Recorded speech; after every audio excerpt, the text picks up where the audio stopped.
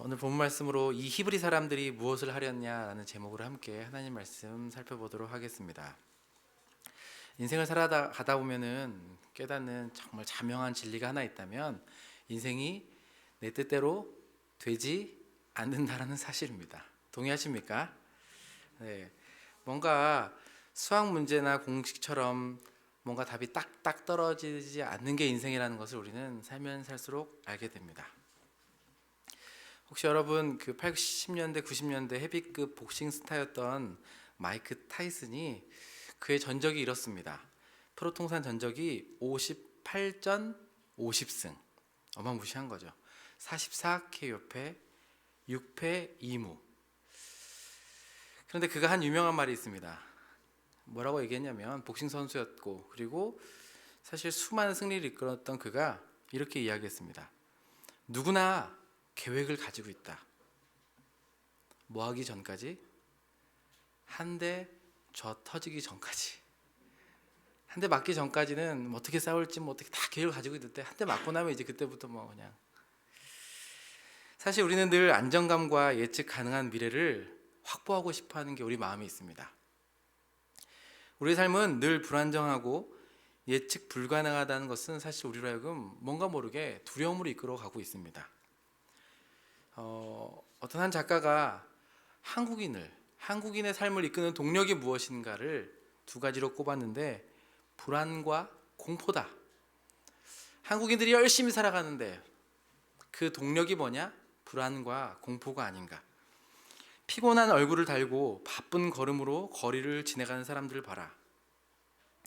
카드빚은 늘어나는데 수입은 늘지 않는 공포. 치열한 경쟁 속에 점점 좁아지는 진학과 취업의 불안. 내세울 만한 대학과 직장 없이는 사람들 앞에 당당할 수 없다는 뭔가 그런 공포. 발버둥 쳐도 내 인생이 더 나아지지 않을 것 같은 공포. 조금만 빈틈을 보이면 우습게 하는 이들 때문에 자신을 완벽한 것처럼 포장해야 하는 공포. 외모 지상주의 사회에서 몸과 얼굴에 자신감을 잃어가는 공포.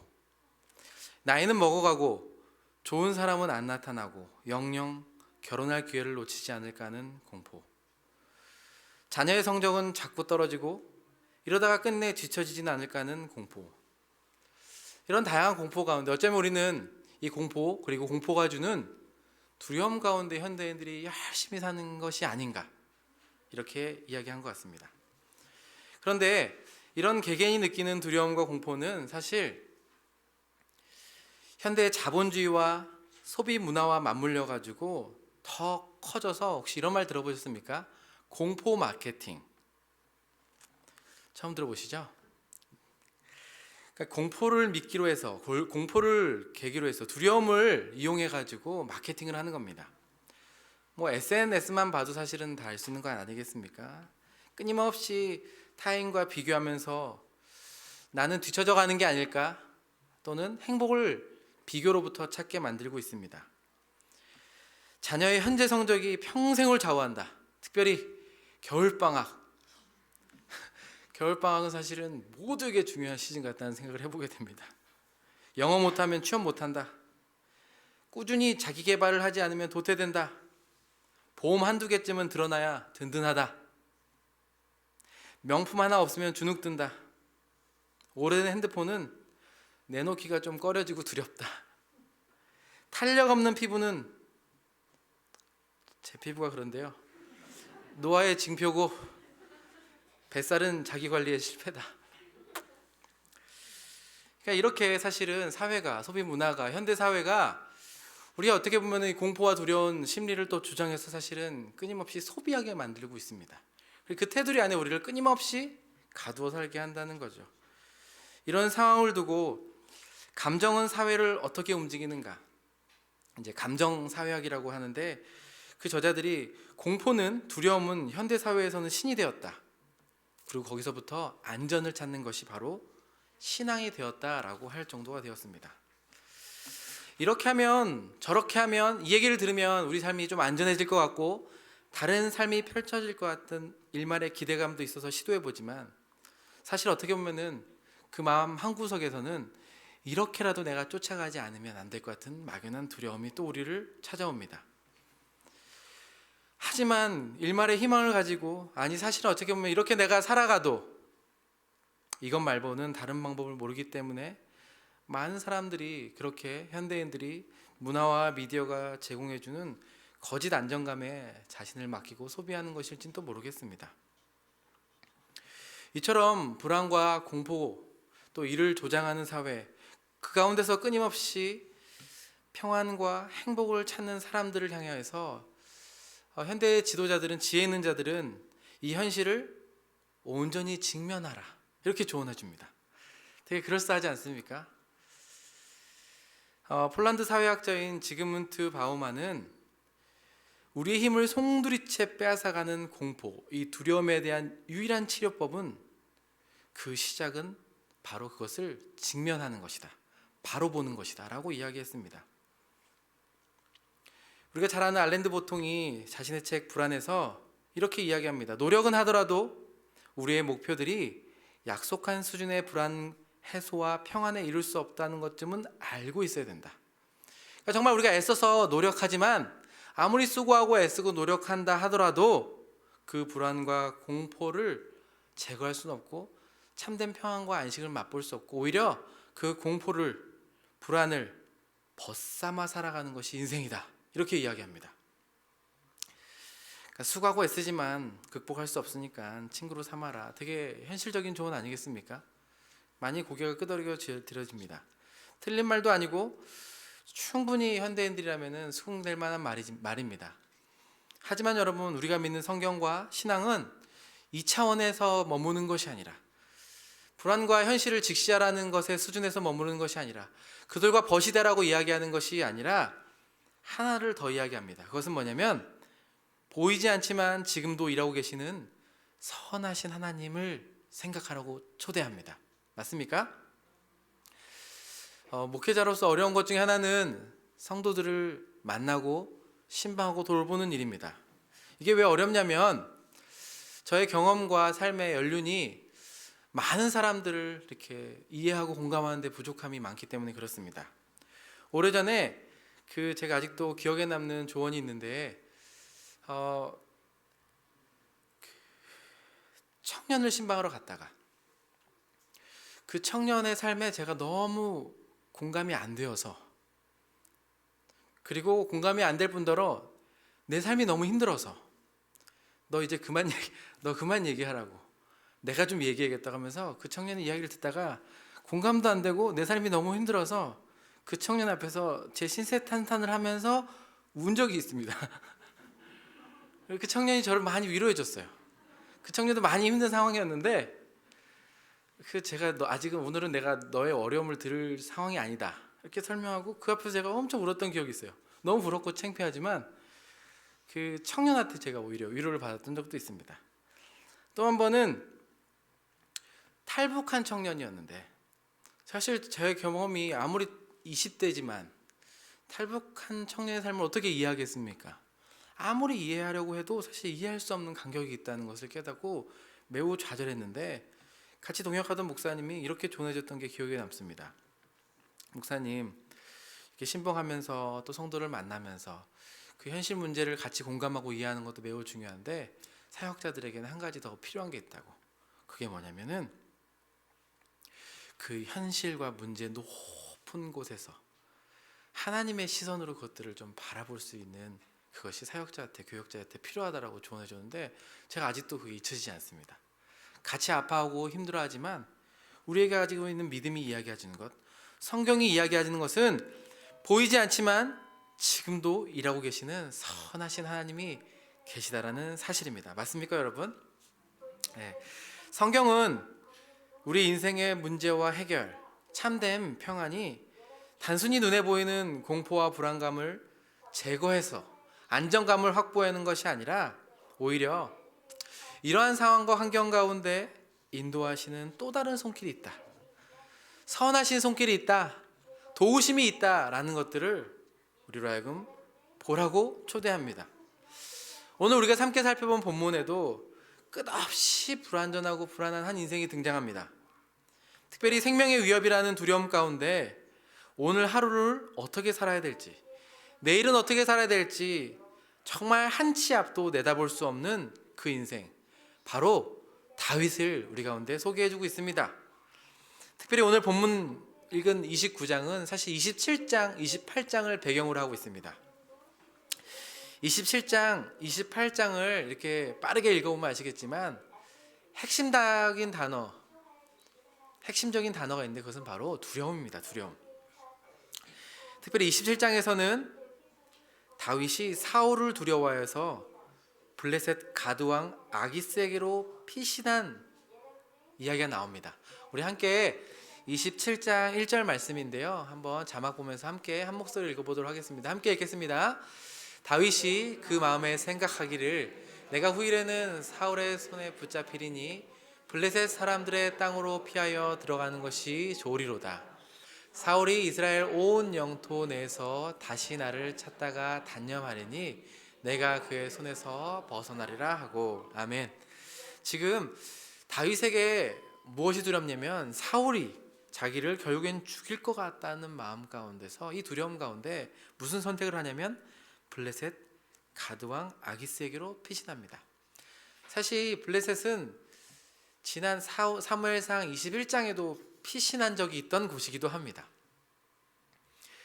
그리고 결국 사울의 손에 붙잡혀 죽느니 적군에게로 피해 들어가서 그것을 좋게 여기고, 그렇게 되면 아마 사울이 자기를 좀 단념하지 않겠나 생각하면서 투항합니다. 과거에는 사무엘상 21장에는 본인 혼자 이렇게 투항하는 모습이 나오는데, 오늘 본문 27장 2절을 보면 이번에는 함께하는 사람들이 무려 600명이 함께 손을 들고 찾아갑니다. 제가 한번 자막 보시면서 27장 2절도 한번 읽어보겠습니다. 함께 읽겠습니다. 다윗이 일어나 함께 있는 사람 600명과 더불어 가드왕 마옥의 아들 아기스에게로 건너가니라. 같이 읽겠습니다. 3절도 다윗과 그의 사람들이 저마다 가족을 거느리고 가드에서 아기스와 동거하였는데 다윗이 그의 두 아내 이스라엘 여자 아히노암과 나발의 아내 갈멜 여자 아벨과일과, 그러니까는 이전에도 사실은 부끄럽고 창피한 일이었는데 이제는 자신과 함께하는 모든 백성들, 아내들까지도 데리고 지금 적군에게로 피신하는 겁니다. 오히려 블레셋의 아기스는 지금 다윗이 한 600명 이상을 끌고 자신에게로 망명하는 것을 보면서 환대합니다. 마치 다윗이 자신의 나라를 버리고 이렇게 귀환하는 것처럼 환대하는 것처럼 보입니다.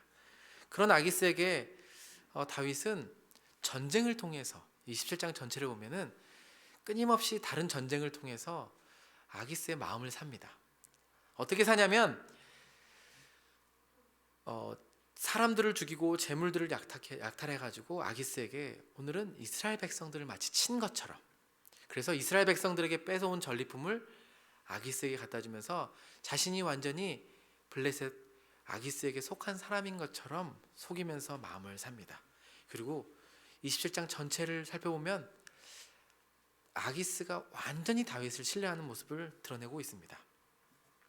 즉 다윗은 사울에 대한 두려움과 공포가 믿음의 사람 다윗을 얼마나 구차하고 사실 정말 기름 부은 사람의 행실에는 어울리지 않게 거짓으로 삶을 채워가는 방식이 어쩜 그렇게 몸만 이방인 나라에 있는 것이 아니라 방식들도 이방인과 비슷한 것처럼 생각하게 만듭니다.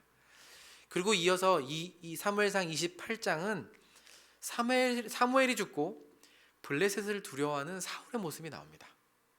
27장은 사울을 두려워하는 다윗의 모습이 나온다면 28장은 블레셋을 두려워하는 사울이 나옵니다.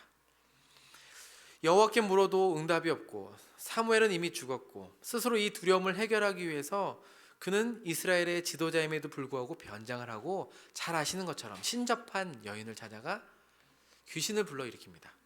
죽은 사무엘을 불러서 어떻게 행할지를 구하는데 돌아오는 것은 책망밖에 없습니다. 그러니까 27장, 28장 사울도 다윗도 그 마음 가운데 두려움과 공포 가운데 하는 짓들이 전혀 하나님 나라의 백성 같지 않은 짓들을 행하고 있다는 것을 보여줍니다. 다윗과 사울 모두 자신의 힘으로 뭔가 안정감을 확보하려고 하고 인간에게 주어진 자신의 삶에 주어진 두려움과 공포를 대하는 이 방식들이 어떻게 보면은 합리적이고 지혜로워 보이기도 합니다. 하지만 여러분, 오늘 성경은 27장, 28장, 29장 우리가 함께 읽은 이 본문은 우리의 수고와 노력, 우리가 기대하고 생각하는 방식으로 하나님 나라가 그리고 하나님의 사람이 세워지지 않는다는 사실을 가르쳐 줍니다. 사실 사무엘서 전체는 하나님 나라가 어떻게 세워지는지에 대해서 관심을 두고 있는데 그것이 인간의 생각과 계획, 노력, 합리적인 방법과 지혜, 인맥으로 세워지는 것이 아니라는 사실을 이 본문이 우리 가운데 한 번 더 상기시켜 줍니다. 오늘 본문 29장은 사실 이전까지 잠깐의 다윗이 안정감을 자신의 힘으로 확보하려고 지혜로움을 가지고 위기를 모면하는 것처럼 보이지만 또 다른 위기와 두려움을 맞닥뜨리게 된 다윗의 모습을 소개합니다. 그것은 거짓이긴 하지만 사실 아기스로부터 큰 신뢰를 얻었지 않습니까? 그런데 그 아기스가 다윗을 지금 자신의 동족 그 블레셋과 이스라엘의 전쟁 가운데 다윗을 내보내려고 하는 장면이 바로 오늘 본문 29장입니다. 여러분, 만약 다윗이 이 전쟁을 나가지 않는다면 어떻게 되겠습니까? 이제까지 자신을 위한다고 행했던 다윗의 모든 행동과 언행이 거짓이었음을 밝혀주고 신뢰가 무너져 버릴 것입니다. 또한 반대로 블레셋 군대와 함께 자신의 백성이 이스라엘을 공격하게 된다면 이것은 정말 명백하게 기름 부은 이스라엘의 왕이 될 사람임에도 불구하고 앞으로 이렇게 자신의 백성을 쳐서 죽이는 왕이 어디 있겠습니까? 결코 이후에 하나님 나라를 이스라엘 왕이 될 수 없는 현실 가운데, 이 위기 가운데, 두려움 가운데 맞닥뜨리게 된 것이 오늘 본문 29장입니다. 정말 그야말로 진퇴양난이고 다윗은 사실은 어떻게 이 위기를, 이 두려움을 극복해 갈 것인가 우리에게 호기심을 던져주고 있습니다. 아니, 이전보다 더 뛰어난 모략을 발휘할 수 있을 것인가? 임기응변이 있을 것인가? 다윗은 어떻게 이 위기를 벗어날 수 있을까? 관심을 갖게 합니다. 그러시죠? 근데 여러분, 바로 이 장면에 하나님 나라가 세워져가는 원리가 등장합니다. 사실 하나님 나라가 어떻게 세워지는가에 대한 방식의 문제는 하나님께서 세우신 사람 또 방식이 너무나 다양하고 방대해서 다 다를 수는 없습니다. 하지만 원리는 동일합니다. 그것은 하나님 나라가 세워지는 원리가 하나 있는데 그것은 뭐냐면 이 과정 가운데 반드시 우리 인간의 연약함과 한계, 부족함이 명백하게 부인할 수 없게 드러난다는 사실입니다. 그래서 하나님의 나라는 우리 인간이 어떻게 해서 세울 수 없다는 것을 드러내 보여주는 원리로 세워져 갑니다. 지금 다윗이 직면한 위기와 두려움 가운데 지금 성경이 보이지 않는 하나님의 손길을 이야기하는데 어떤 손길을 통해서 어떻게 하나님의 나라가 세워져 가고 있는가? 정말 하나님의 능력과 기적이 아니라 오늘 이 장면에서는 다윗을 향한 오해를 통해서 이 문제를 해결해 가십니다. 뭐를 통해서 해결하신다고요? 오해를 통해서. 한번 저를 따라해 볼까요? 오해를 통해서도 일하신 하나님. 오해를 좋아할 사람이 어디 있겠냐마는 하나님께서 지금 이 문제를 해결해 가시고 하나님의 나라를 세워 가시는데 정말 말도 안 되는 사람과 관계 문제고 오해를 통해서 해결해 가십니다. 지금 한 사람 다윗을 가운데 두고 전쟁을 앞둔 블레셋이 지금 두 편으로 갈라져 있습니다. 한편은 왕 아기스를 대표해서 다윗을 절대적으로 인정하고 신뢰하고 있습니다. 그리고 또 다른 편은 방백들과 지도자들로서 다윗을 두려워하고 비판하고 이렇게 다윗을 내보내면 안 된다는 것으로 사실은 나눠져 있습니다. 분명히 다윗은 한 사람이고 같은 행동을 했는데 어떻게 이렇게 서로 다른 반응을 보이는 걸까요? 먼저 아기스로부터 다윗은 너무나 충성스럽고 용맹한 군사인 것처럼 오해를 받습니다. 3번에 걸쳐서 아기스로부터 인정을 받습니다. 다윗이 얼마나 충성스럽고 결백한 것인지, 우리 3절과 6절과 9절에 있는데요. 시간상 제가 한번 읽어보도록 하겠습니다. 3절을 제가 한번 읽겠습니다. 블레셋 사람들의 방백들이 이르되 이 히브리 사람들이 무엇을 하려느냐 하니 아기스가 블레셋 사람들의 방백들에게 이르되 이는 이스라엘 왕 사울의 신하 다윗이 하느냐 그가 나와 함께 있은지 여러 날 여러 해로되 그가 망명하여 온 날부터 오늘까지 내가 그의 허물을 보지 못했다고. 망명해서 한 수년이 지난 것처럼 보이는 그 기간 동안 아기스가 왕이 다윗의 허물을 보지 못했다고. 6절 보니까 너무 정직해서 악이 있는 것을 보지 못했다고. 사실 다윗은 여지껏 아기스를 속이고 있지 않았습니까? 근데 아기스는 다윗을 찰떡같이 믿고 오해하고, 그리고 9절 보니까 너야말로 하나님의 전령이라고, 하나님께서 보내신 천사와 같다고, 그리고 그처럼 선한 것을 내가 안다고. 오히려 이런 얘기를 들으면 다윗이 찔끔할 것 같지 않습니까? 그럼에도 불구하고 하나님께서는 아기스의 눈을 가려서 다윗을 신실한 종으로 보게 만드십니다. 마치 사랑하는 사람들에게는 그의 허물이 하나도 보이지 않는 것처럼, 눈에 뭐가 씌운 것처럼 지금 다윗을 바라보는 아기스의 눈빛이 그렇습니다. 그 오해에 대한 한 작가의 글이 참 이 현상을 되게 좀 이해하는데 좀 도움이 되는 것 같아서 제가 한번 발췌해 봤는데요.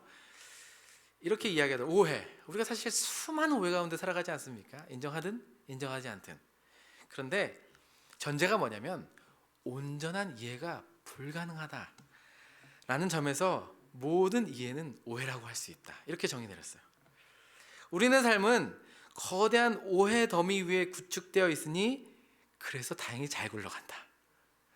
우리가 오해 가운데 살아가고 있어서 인간관계든 사회든 잘 굴러가는 측면이 있다는 거예요. 매우 동의됐어요. 뭐라고 이야기하냐면 내가 누구를 좋아하는 것은 그를 긍정적으로 오해한 것이요, 누구를 싫어하는 것은 부정적으로 오해하는 것이다. 매우 공감되지 않습니까? 내가 누구를 좋아하는 이유는 가만히 살펴보면 어떻게 보면 우리가 일부분만 알고 그렇게 좋아하는 것일 수 있어요. 말씀드리지 않습니까? 어디 가면 제가 되게 착한 사람으로 많이 오해를 받습니다. 제가 입만 안 열면은 저를 되게 괜찮은 사람으로 봐주는 분들이 많습니다. 하지만 긍정적으로 오해한 것이죠. 마찬가지로 우리가 누구 싫어하는 것도 객관적으로 여러 가지 이유를 따져서 오해할 이유도 있지만 그냥 싫은 것도 많고 싫어하는 것도 어쩌면 오해일 수 있다는 것입니다. 올해 청년부 사역을 오래전에 했을 때 25년 이상 된 교회였다 보니까 우리 청년들이 누구를 만나고 가정을 이뤘으면 좋겠는데 만남이 잘 안 일어나는 거예요. 왜 그러냐 물어봤더니 너무 서로를 잘한다는 거예요. 25년부터 이렇게 계속 같이 커왔으니까 좋은 것도 보고 나쁜 것도 보니까 서로를 너무 잘 알고 있기 때문에 뭔가 일어날 수가 없다는 거예요. 그런데 청년부에서 이렇게 연애가 생기고 누군가를 만나는 걸 보니까 어디서 만나냐? 새가족에서 만나는 거예요. 새가족이 왔을 때 정말 새로운 만남이 일어나는 거예요. 그래서 우리 청년들에게 그랬어요. 그 일정 기간이 지나면 좀 이런 걸 허용해야겠다. 미안하지만 다른 교회 좀 새가족으로 가라. 서로가 아무리 오해하고 오해할 게 없어. 이제 너무 잘 아니까. 너무 잘 알기 때문에 만남이 아니고 매력이 안 이끌어지니까 잠시 잠깐이라도 내가 너를 파송한다. 다른 교회 가서 새가족으로 등록해서 한번 이 오해를 신뢰하고 혹시 아니 또 이런 게 가능하더라고요. 진짜로. 마찬가지입니다. 지금 다윗을 향한 아기스는 긍정적으로 오해하는 것이죠. 굳게 다윗의 말을 믿고 또 읽진 않았지만 27장 12절을 보면은 다윗이 늘 전쟁 가가지고 뭘 가져오는데 다 이스라엘 백성을 죽였다고 하니까 아기스 마음에 무슨 마음이 생겼냐고 얘기하면 그래 이렇게 다윗이 나의 대적들을 쳐서 죽이니 자신의 민족들로부터 미움을 받게 되었고 그럼 다윗은 영영 내 부하가 되리라 이렇게 고백을 해요. 그러면서 찰떡같이 믿는 거죠. 어쩌면 아기스는 이 전쟁에서 다윗을 내보내서 오히려 더 공을 세움으로써 명실상부 자신의 사람으로 입증시키고자 했는지도 모르겠습니다. 그 정도로 신뢰받고 오해받았던 다윗이었습니다. 근데 여러분 우리는 알지 않습니까? 다윗의 마음이 정말 충심인지 아니면은 전략적으로 그렇게 하는 건지. 하지만 동시에 다른 방백들과 지도자들로부터 비판과 조롱의 오해를 받습니다. 특별히 미움을 받습니다. 3절에 보면은 이 히브리 사람들이 무엇을 하려느냐 라면서 조롱합니다. 이것은 표현 자체가 매우 부정적이고, 사실 블레셋 사람들이 이 히브리 사람들, 사회적으로는 버림받은 계급을 지칭하는 조롱하는 표현들입니다. 이런 식으로 깔보면서 이들이 과연 뭘 할 수 있겠느냐라고 조롱합니다. 하지만 정말로 우려하는 것은 4절에서 전쟁을 싸웠는데 갑자기 우리 편인 줄 알았던 다윗이 이스라엘과 손잡고 자신들을 칠까 두려워하는 마음이 있다라고 이야기합니다. 방백들의 이런 주장을 근거로 아기스는 자신의 주장을 꺾습니다. 오히려 아쉬운 소리를 하게 됩니다. 6절, 우리 본문 6절 한 번만 더 함께 한 목소리 읽어보도록 하겠습니다. 함께 읽겠습니다. 시작. 아기스가 다윗을 불러 그에게 이르되 여호와께서 살아계심을 두고 맹세하노니 내가 정직하여 내게 온 날부터 오늘까지 내게 악이 있음을 보지 못하였으니 나와 함께 진중에 출입하는 것이 내 생각에는 좋으나 수령들이 너를 좋아하지 않으니. 아멘. 그리고 돌아가라라고 이야기합니다. 뭔가 상황이 달라졌습니다. 그리고 블레셋 방백들이 다윗을 가리키면서 하는 표현이 5절에 사울이 죽인 자는 천천히요 다윗은 만만히로다 하던 그 다윗이 아니니까 이렇게 이야기합니다. 그런데 여러분, 이 말과 표현은 사실은 일찍이 한 번 더 다윗 혼자서 아기스에게로 찾아갔을 때, 블레셋에게 찾아갔을 때 그때도 동일하게 백성들이 했던 말입니다. 사무엘상 21장 11절을 보면은 다윗의 신하들이 아기스에게 말하여 이르되 이는 그 땅의 왕 다윗이 아니니까 우리가 춤추며 이 사람을 노래하여 이르되 사울이 죽인 자는 천천히요 다윗은 만만히로다 하던 자 아닙니까? 사실 똑같은 표현을 써서 사실 그때를 상기시켜 줍니다. 그때 다윗이 혹시 무엇을 했는지 기억하십니까? 이 말을 두려워하면서 아기스 앞에서 침을 흘리고 미친 척하면서 겨우 목숨을 건졌던 적이 얼마 되지 않았습니다. 근데 지금 다윗을 보십시오. 동일한 표현 앞에서, 동일한 오해 앞에서 다윗은 달라졌습니다. 오히려 지금 아쉬운 소리를 하는 것은 아기스인데 한 발 더 나아가서 8절에 이렇게 이야기합니다. 내가 무엇을 하였나이까?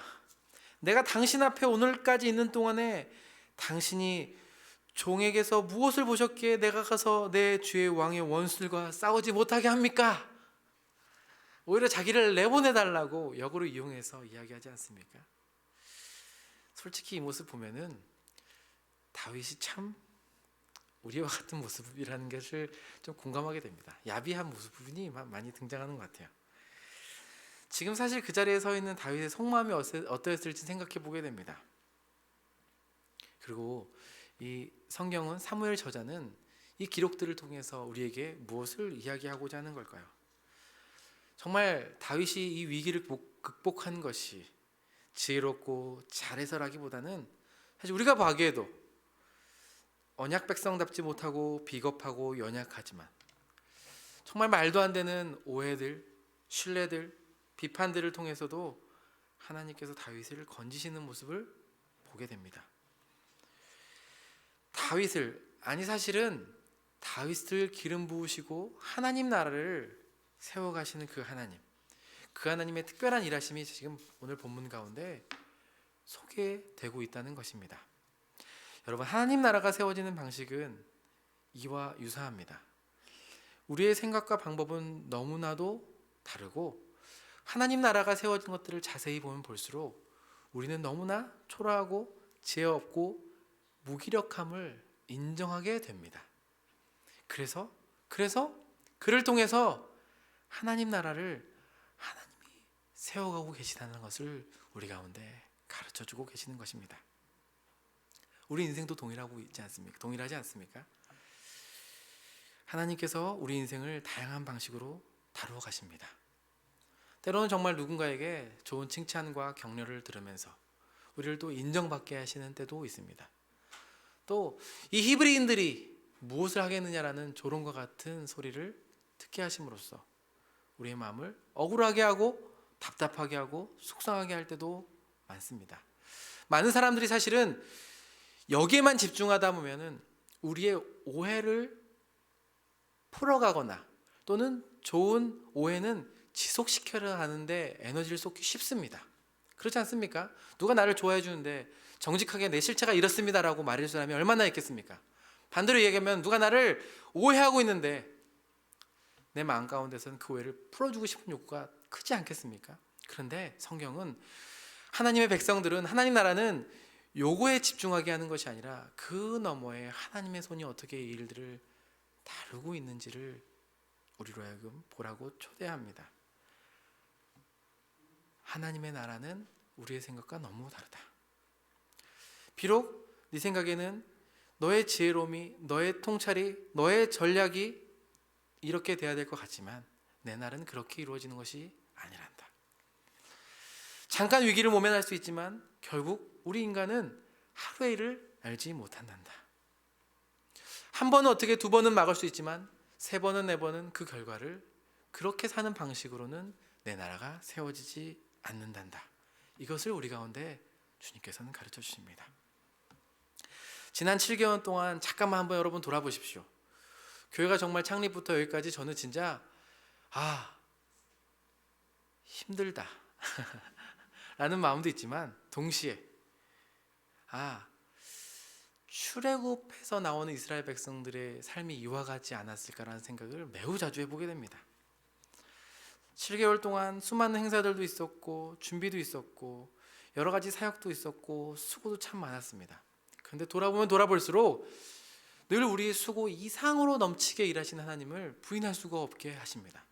그래서 그 어느 누구도 우리가 수고해서 하나님께서 우리를 이렇게 하셨습니다, 내 계획대로 돼서 교회가 여기까지 왔습니다라고 말하지 못하게 하셨습니다. 아멘. 동시에 보이지 않지만 들키지 않았지만 얼마나 많은 실수와 허물이 많았습니까? 들킨 실수도 있고 안 들킨 실수도 있고 사실 속마음까지 드러내 보인다면 너무나 부끄러울 정도로 연약한 것이 사실 저와 우리의 일지인데 우리의 이런 실수와 허물을 가리워 주시고 돌아보면 하나님께서 참 많은 은혜를 주셨구나 생각이 들게 됩니다. 어쩜 그렇게 꼭 많은 사람들을 하나님께서 보내주시는지. 정말 이렇게 우리 장년들도 많지만 교회에 얼마나 아이들을 많이 보내주신지 모르겠습니다. 그거 아세요? 저희 청소년부도 부모님은 아직 등록을 못 하셨는데 아이들만 와서 등록한 아이들이 있어요. 우리 어린이 부서도 많다고 들었습니다. 부모님들이 먼저 이렇게 보내는 것 같아요. 정탐꾼처럼 아이들을 보내서. 그건 아니고요.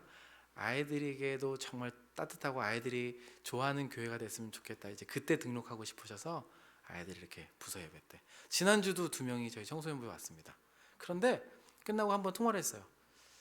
어땠어? 그랬더니 처음에는 이제 중학생이다 보니까 이렇게 쭈뼛쭈뼛하는 느낌이 있어서 뭐 나쁘지 않았어 이렇게 얘기하는 거예요. 그 친구는 이제 큰 교회에 있다 와가지고 이제 너무 이제 저희가 작아져서 그러진 않을까 염려가 있었는데 그래 어땠다고 그랬더니만은 아니 뭐 나쁘지 않았어요. 그래서 뭐가 나쁘지 않았지 그랬더니만 좋았어요 이런 거.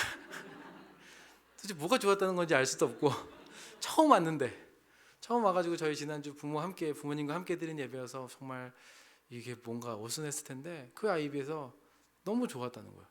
그거 뭐 저희가 예배를 더 잘 준비해서 그랬겠습니까? 더 아이들 위해서 뭐 아무것도 없어요 사실. 그런데 하나님께서 은혜를 베풀어 주시고 하나님의 나라를 그렇게 세워 가신다는 것입니다. 여러분, 그래서 저는 이 시편 127편의 1편 127편 1절에 이 말씀을 우리의 삶과 인생 가운데 한번 곰곰이 묵상하고 기억하면 좋을 것 같습니다. 한번 함께 시편 127편 1절을 읽어보도록 하겠습니다. 여호와께서 집을 세우지 아니하시면 세우는 자의 수고가 헛되며 여호와께서 성을 지키지 아니하시면 파수꾼에 깨어있습니다. 아멘. 여전히 우리는 또 교회와 공동체를 위해서 수고할 것입니다. 하지만 여러분, 우리의 수고 위에 여호와의 능하신 손이, 돕는 손이 함께하지 아니하시면 우리의 모든 수고가 헛되다는 사실 우리는 기억해야 할 것입니다. 동시에 우리의 연약하고 부족하지만 늘 우리가 만드는 게 사실 뭐 선한 것이 있겠습니까? 그럼에도 불구하고 이 위에 보이지 않는 하나님의 손이 완전하게 우리를 빚어가실 것이라는 믿음이 우리 공동체의 고백이 되었으면 좋겠습니다.